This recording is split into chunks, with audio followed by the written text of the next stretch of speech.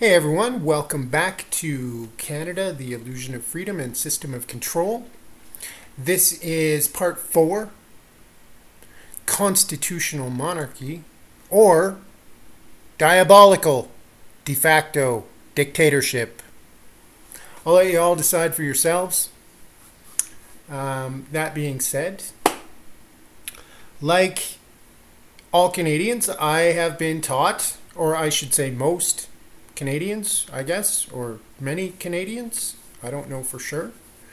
At least I was taught in school that Canada is under a constitutional monarchy form of government, which is a form of democracy. The constitutional monarchy consists of a monarch, of course, a king or queen, a constitution, of course, that recognizes the inherent rights of people, creates a government, and limits the power of the monarch. Pretty simple in a nutshell. Again, I was taught the Queen is the Queen of Canada, the head of state in Canada, and the Governor General is appointed to act on behalf of the Crown, the Queen, who then appoints lieutenant governors and takes over many of the duties of the Queen in her absence. In a nutshell, that's what I was taught. That's what I believed for most of my life. Things have changed in the last 10 or 12 years of my life since I started really reading acts and statutes and studying Canadian history and law. That being said, are we still a constitutional monarchy after the passing of the Constitution Act 1982? Some will argue that after the passing of the Constitution Act 1982, we're now a limited constitutional monarchy. It matters not to me. I'm interested in looking at the facts. So, that being said, let's jump right in and see what we have to find out about Canada's constitutional monarchy. About the Crown. Canada is a constitutional monarchy. So there you have it, folks, right from the horse's mouth. Canada's head of state. In today's constitutional monarchy, Her Majesty Queen Elizabeth II is Queen of Canada and Canada's head of state. She is the personal embodiment of the Crown in Canada. There we go. In Canada's system of government, the power to govern is vested in the Crown, but is entrusted to the government to exercise on behalf and in the interests of the people. The Crown reminds the government of the day that the source of the power to govern rests elsewhere, and that it is only given to them for a limited duration. That sounds ominous. The Governor General and Lieutenant Governors. The Governor General and the 10 Lieutenant Governors represent the Crown in Canada and act on the Queen's behalf. The Governor General's role and responsibilities consist mainly of carrying out many of the duties on behalf of the Queen. So there we go. The Parliament of Canada consists of the Queen, the Senate, and the House of Commons. In the province, legislatures consist of Lieutenant Governor and elected Assembly. Her Majesty's representatives act on the advice of the Prime Minister or ministers responsible to the House of Commons or the provincial legislative assemblies.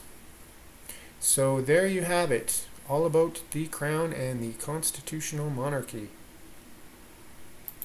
let's see what the good old Canada Guide, Canada go-to source for educating Canadians and children. Monarchy in Canada. Many foreigners and even some Canadians are surprised to learn that Canada is a monarchy, which means the country's political system is always headed by a king or queen. Canada's monarchy system is a bit more complicated and unusual than most others, however. That is a very true statement. Canada's monarchy system is a bit more complicated and unusual than any other, I would say. Moving right along. The Queen of Canada.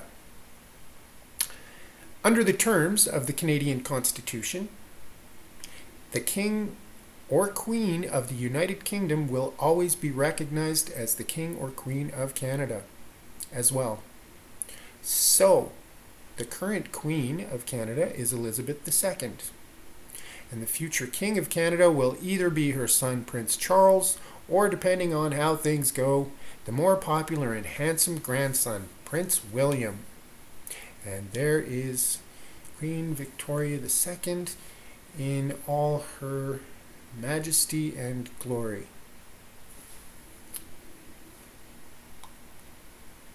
This arrangement allows Canada to still be under the British Royals while simultaneously allowing Canada to argue that it has its own independent monarchy.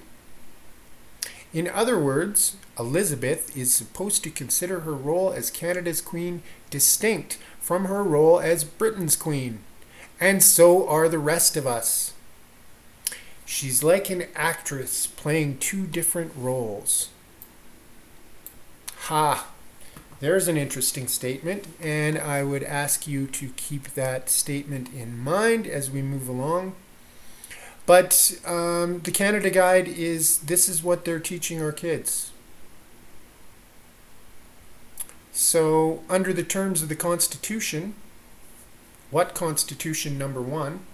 And obviously they're referring to the BNA 1867, now known as the Constitution Act 1867, Section 2,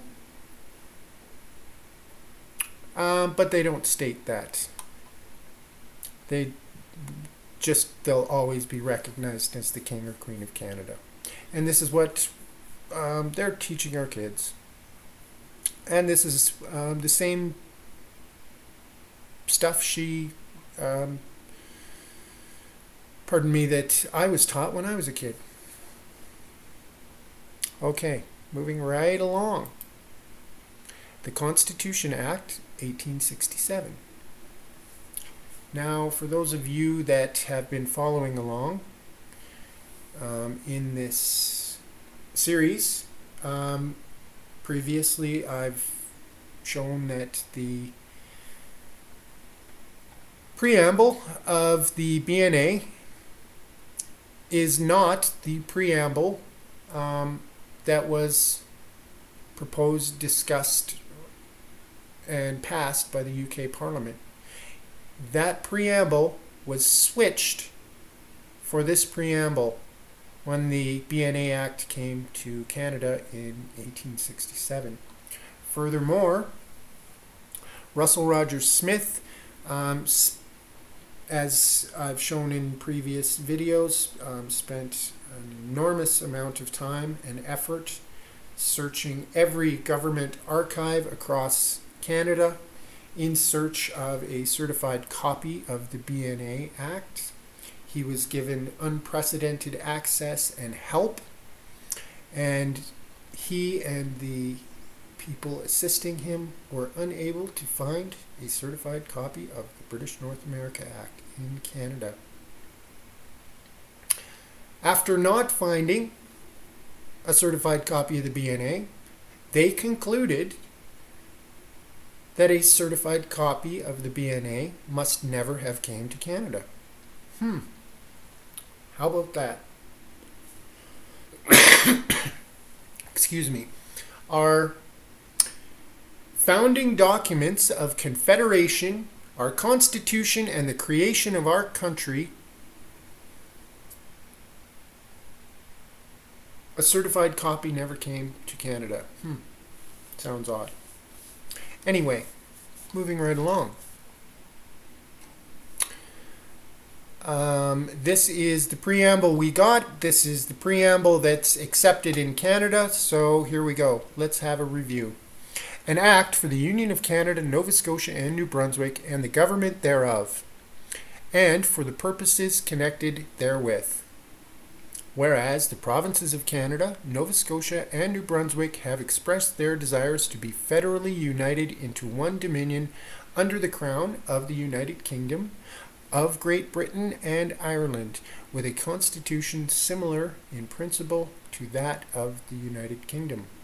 And whereas such a union would conduce to the welfare of the provinces and promote the interests of the British Empire.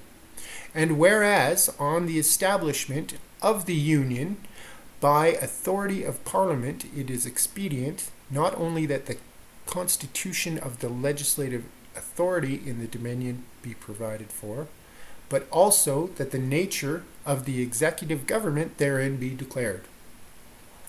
And whereas it is expedient that the provinces, or that provision be made for the eventual admission into the Union of other parts of the British North America.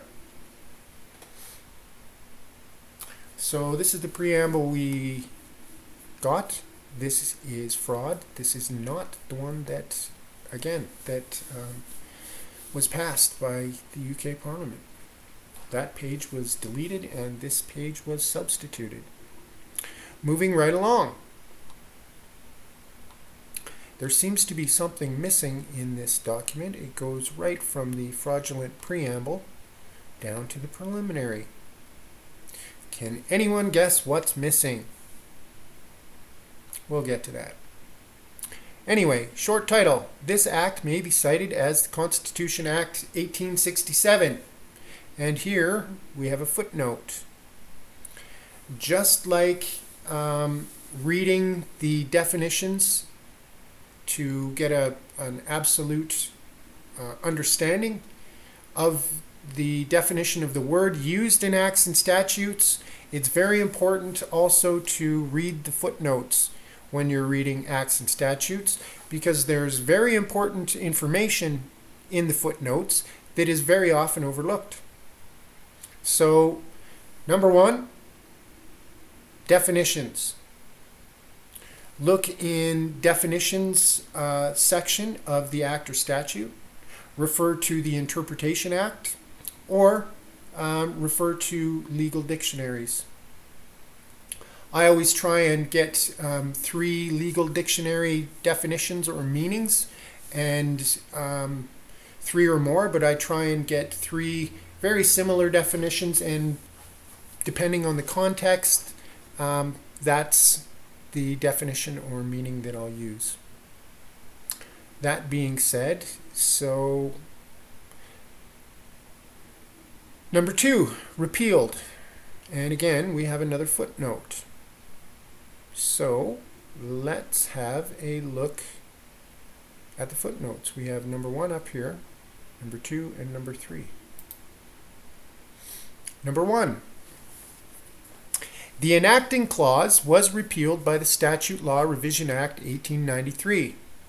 It read as follows: Be it therefore enacted and declared by the Queen's most excellent Majesty, and by and with the advice and consent of the Lords Spiritual, Temporal, and Commons in this present Parliament assembled, and by the authority of the same as follows.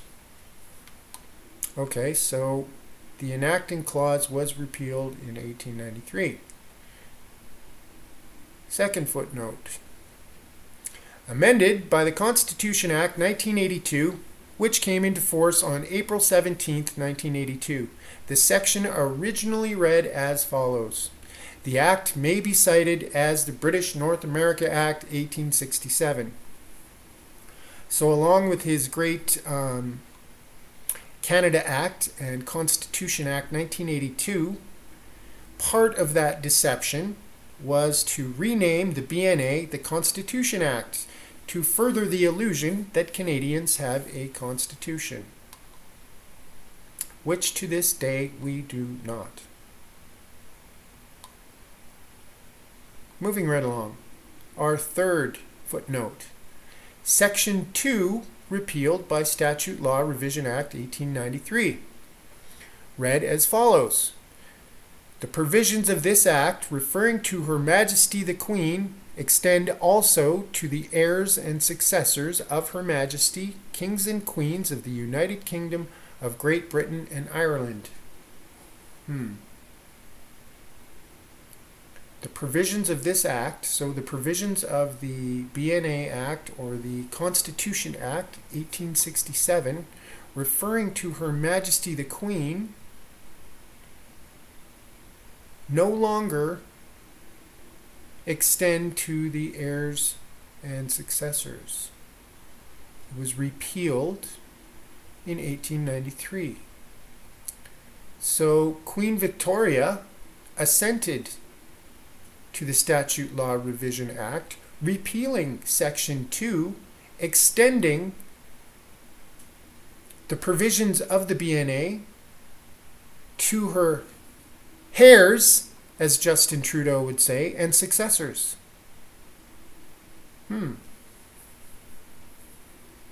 They don't teach us that in school. I wonder how many people are unaware that the enacting clause was repealed in 1893, that the name was changed in 1982, that Section 2, extending the power of the Queen to her heirs and successors, was repealed in 1893. And these are only among others. There was others that were also repealed, but these two seem very, very important. The enacting clause repealed and Section 2 repealed. Now, looking back, the enacting clause is missing, right? It goes right from the preamble to the preliminary. No enacting clause. Why?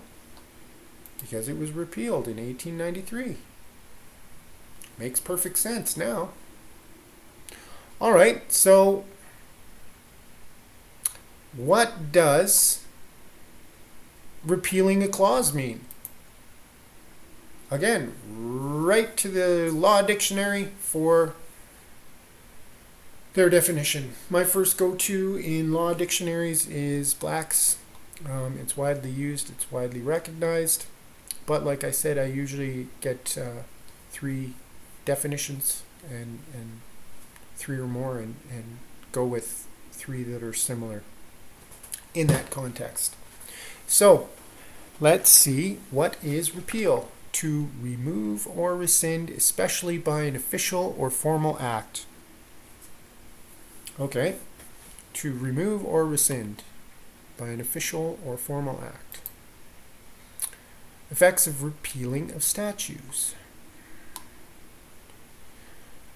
The normal effect of repealing a statute without providing a saving clause is to obliterate it from the statute book as completely as it had never been passed and had never been existed except as to matters and transactions past and closed.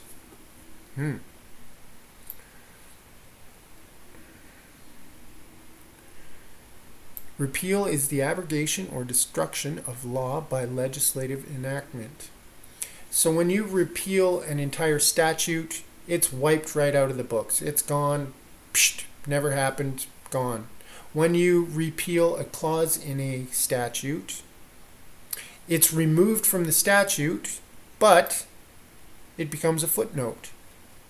So this is why it's very important to always check the footnotes. How many of you knew the enacting clause was repealed? Or that the provisions to extend the Queen's powers to her heirs and successors was also repealed. How many of you knew that?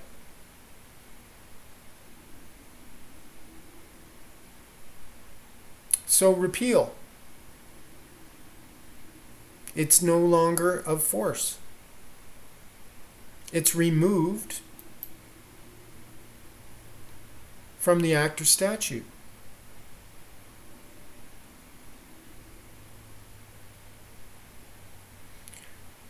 If Section 2 was repealed by Queen Victoria in 1893, the provisions of the Act referring to Her Majesty the Queen referred only to Queen Victoria, who died in 1901, because it no longer extended to her heirs and successors. So I ask again, the Queen gets her power and authority through the BNA Act, and Section 2, which extended that power to her heirs and successors, was repealed in 1893. So let's jump back and have a quick look at executive power. Declaration of executive power in the Queen. So after 1893, this only applied to Queen Victoria. After she died in 1901, declaration of executive power in the Queen, no. What happens? It no longer resided in the Queen. It reverted back to the people in the provinces. The executive government and authority of and over Canada is hereby declared to continue and be vested in the Queen. Queen Victoria. After Queen Victoria, who was vested with the power and authority of and over Canada, the people of Canada.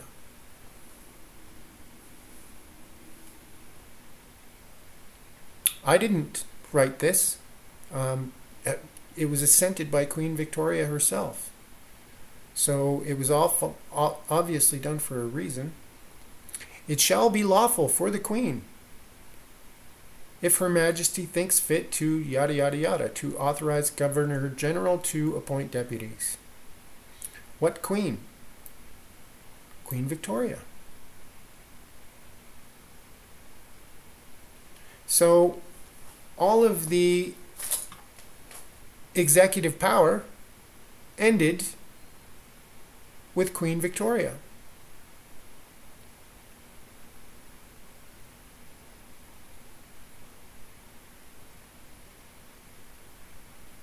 Moving right along. They don't tell you this in school. They put number 2, but they put repealed, so people just skip down. And holy smokes, that was repealed? That's pretty important. Anyhow, moving on.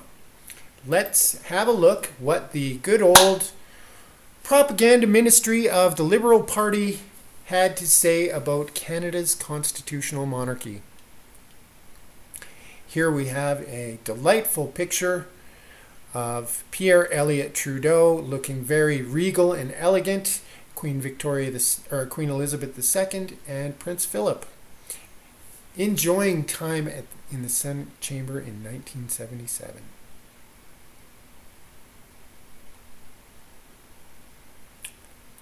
He looks very happy to be there, doesn't he? He's plotting against Canadians right now. Anyhow, Canada's ties to the British throne are evident everywhere we look, from the Queen's image on our money and stamps to the pomp and ceremony of our parliamentary system. Canada is a constitutional monarchy, and our head of state is Queen Elizabeth. But the Constitution limits her power in government, and she is generally considered a figurehead leader only. And here we have The Queen signs Canada's constitutional proclamation in Ottawa on April 17th, 1982. For those of you that are my age, you'll remember this day as I do. It was a very big deal. It was a rainy day, and it was all over the news and covered everywhere around the world, and big deal. For those of you that don't know what's in the proclamation made on April 17th, 1982, let's have a look. Proclamation of the Constitution Act, 1982. By the grace of God, of the United Kingdom, Canada, and her other realms and territories, Queen, head of the Commonwealth, defender of the faith, to all to whom these presents shall come, or whom the same may in any way concern. Greeting, a proclamation. How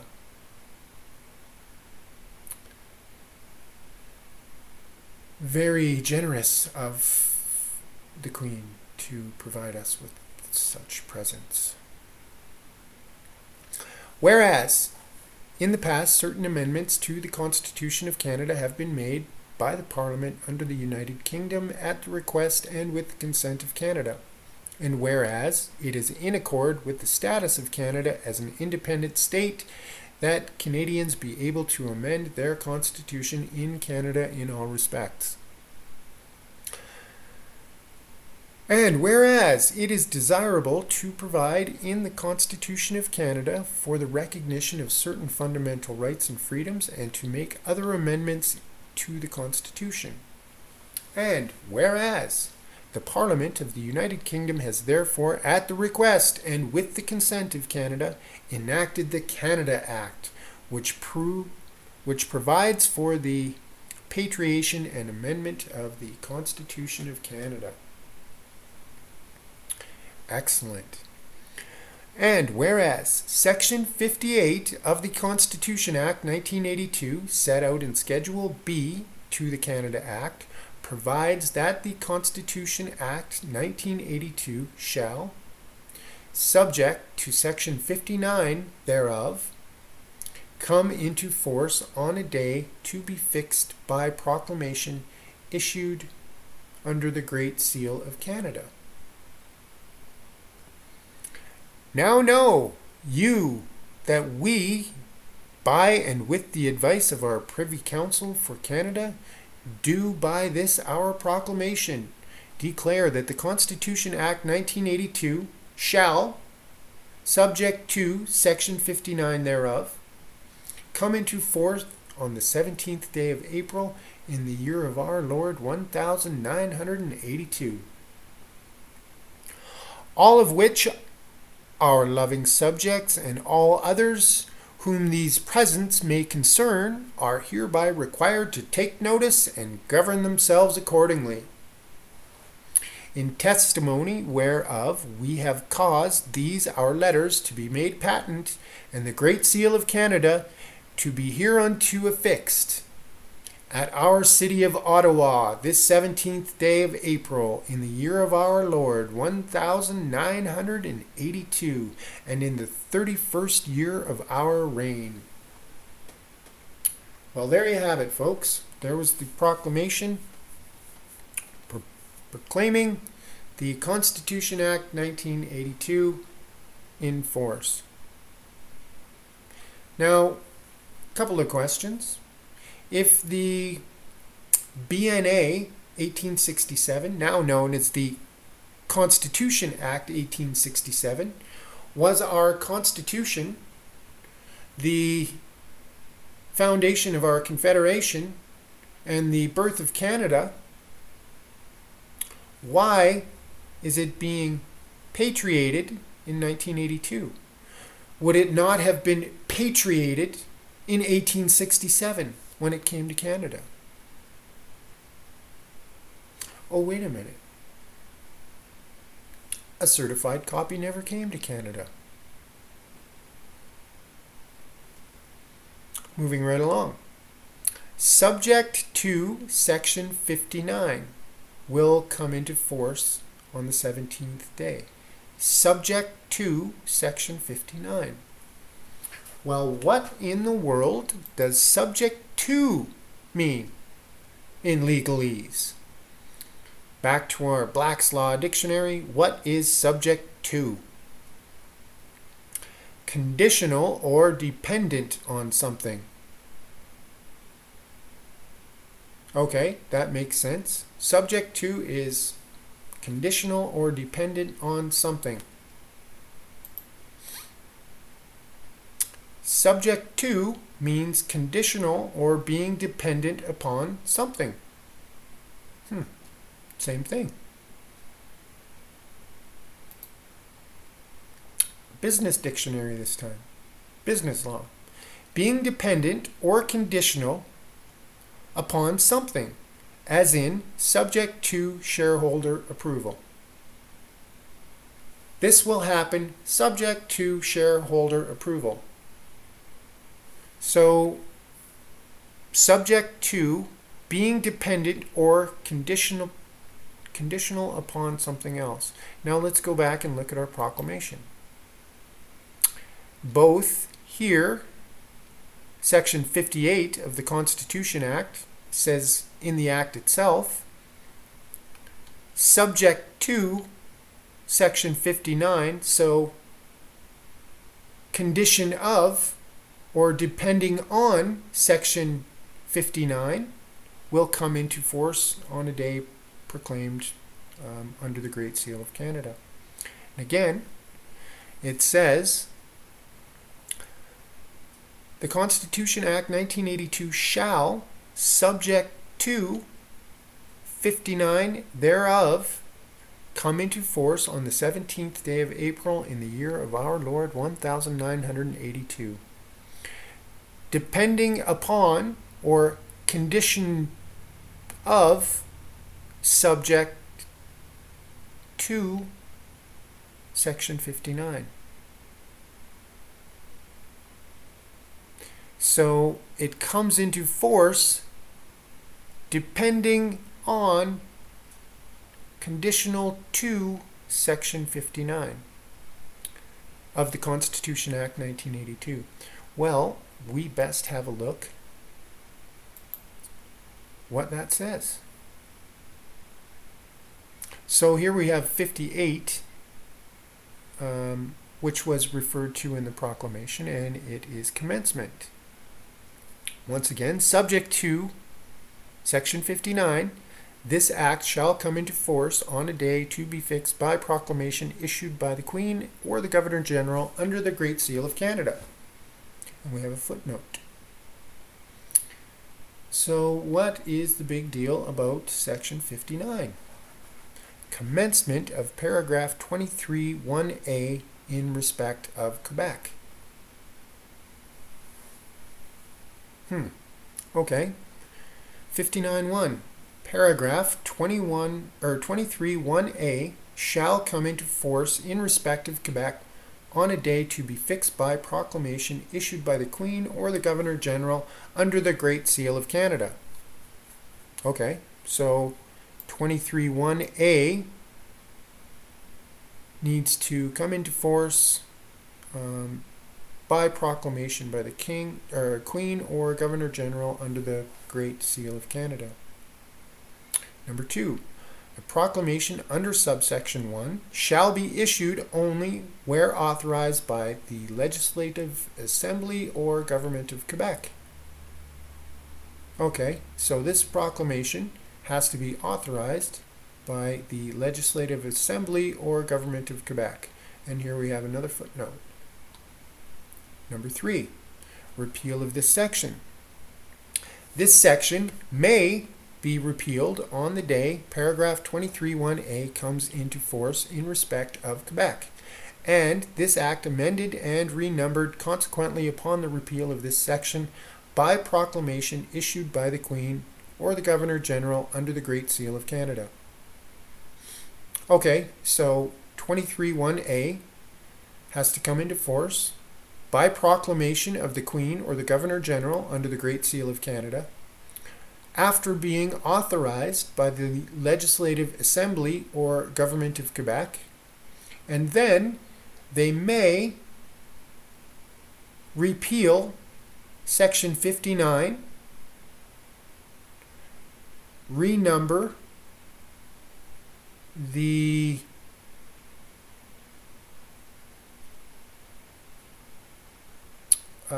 Constitution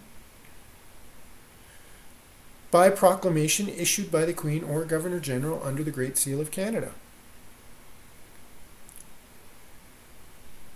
So let's look back at 58, which again was in the proclamation. Subject to Section 59. Condition of, depending on, subject to Section 59. Okay, so 23(1)(a).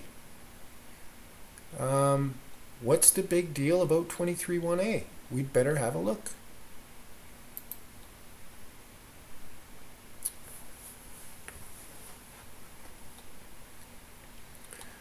(23)(1)(a).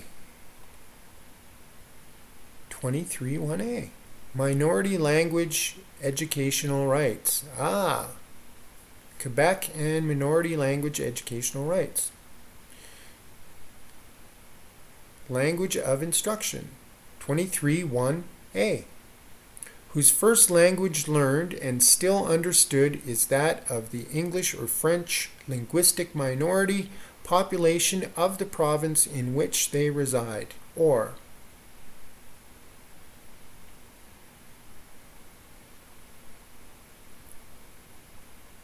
okay, so 23(1)(a) needs to be given force. According to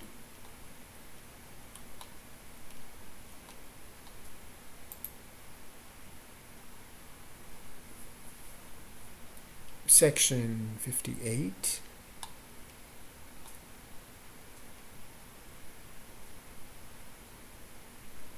according to Section 58, the Act shall come into force subject to, depending on, Section 59, which stipulates 23(1)(a) shall come into force and be fixed by proclamation by the Queen or Governor General under the Great Seal.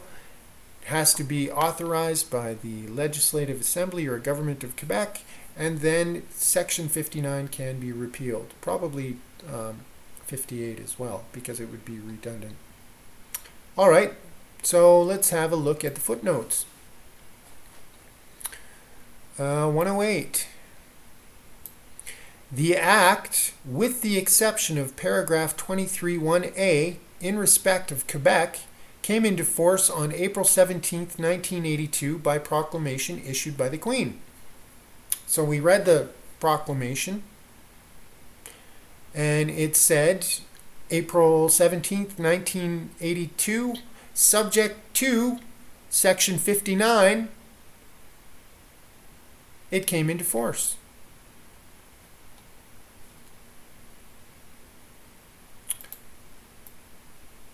Next, we have, whoops, I don't know why my mouse isn't working, but 109.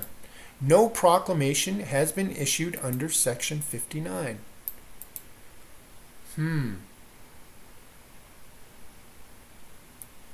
No proclamation has been issued under Section 59.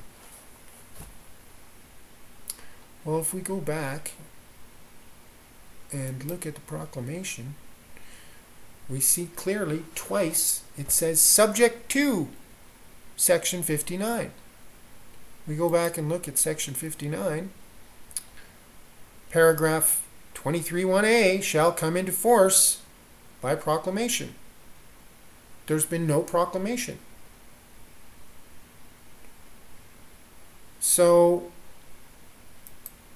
looking at this, the Act, with the exception of 23(1)(a) came into force on April 17th.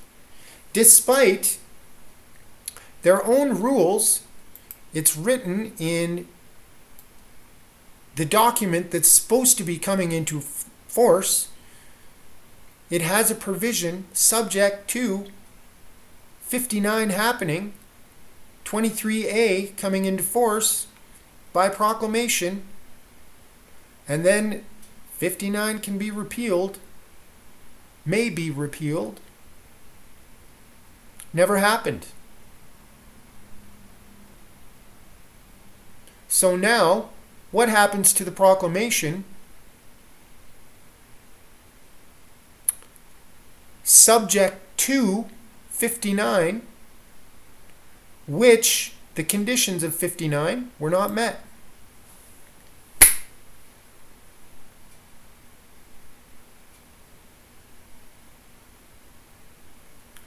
So they're not even following their own rules. They wrote all this stuff, and they're not even doing it. So is that the rule of law? Seriously? Or is that the color of law? So the Constitution Act 1982 was conditional to Section 59 requirements being fulfilled, which they were not. So where does that leave the Constitution Act 1982 legally? Right here in their own documents. Once again, in their own documents.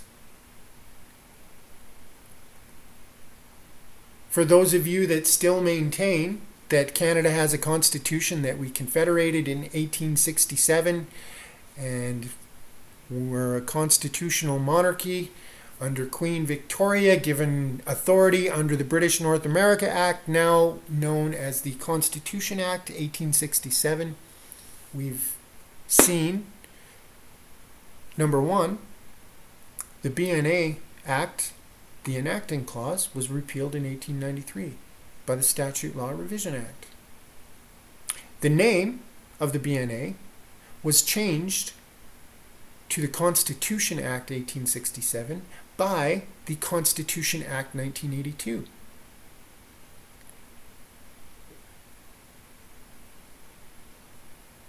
Section 2 of the BNA was also repealed by the Statute Law Revision Act in 1893. That provision being the extension of the powers granted to the Queen under the authority of the BNA to extend to her heirs and successors. The repeal of that clause made Queen Victoria, who died in 1901, the last monarch to have authority of and over Canada. So there you have it. In their own words, this isn't conspiracy theory. This is in their own words. I didn't write this stuff. They wrote it. It's not my fault that they've lied to us all these years to maintain their power and control and money and pensions and theft and fraud and lies and deceit. Does this seem like the rule of law to you? When they can't even follow their own rules in what they claim is our Constitution Act 1982. And they can't even follow their own rules that they wrote in the damn act. So there you have it. Right in the footnotes, folks.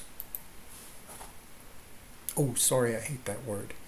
The Act, with the exception of paragraph 23(1)(a), came into force April 17th, 1982, in that big ceremony where big world news. The Act, with the exception of 23(1)(a), which was one of the requirements under Section 59. Secondly, no proclamation has been issued under 59.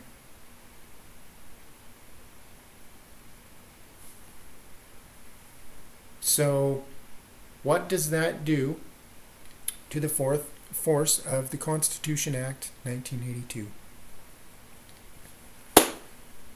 I think it's pretty clear.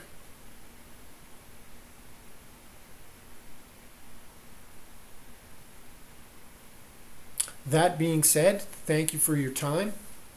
Please stay tuned. Subscribe if you haven't subscribed. The next edition is in the realm of Part 4. Canada, the Illusion of Freedom and System of Control. It will be Part 5.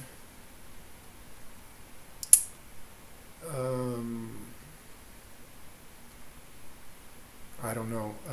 I haven't got a title yet. You'll have to wait and find out. But it'll be relatively short. Anyway, thanks for your time. Be safe and be kind to each other.